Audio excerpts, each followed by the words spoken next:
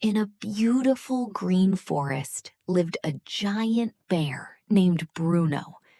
Bruno loved sweet golden honey more than anything else in the world. He dreamed about honey morning, noon, and night. But there was one big problem. Bruno was terrified of tiny bees.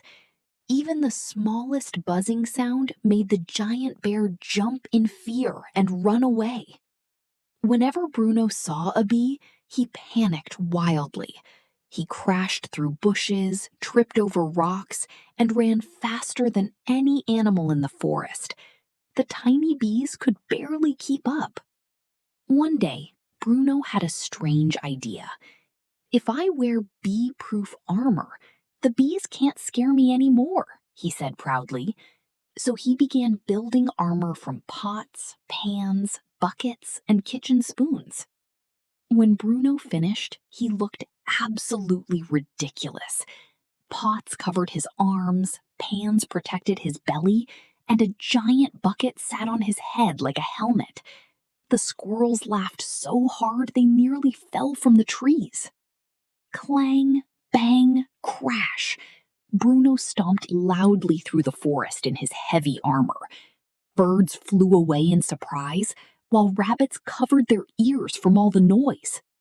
Soon, Bruno reached a giant honey tree filled with delicious golden honeycombs. He carefully climbed upward while the little bees watched him curiously. But suddenly, Bruno slipped. His heavy armor made him wobble and tumble down the tree. Pots and pans flew everywhere like bouncing metal balloons. Bruno sat on the ground trembling with fear as tiny bees buzzed gently around him. He covered his face with his paws and waited for something terrible to happen. But instead of stinging him, a tiny queen bee flew closer with a friendly smile. She offered Bruno a small piece of honeycomb dripping with sweet honey.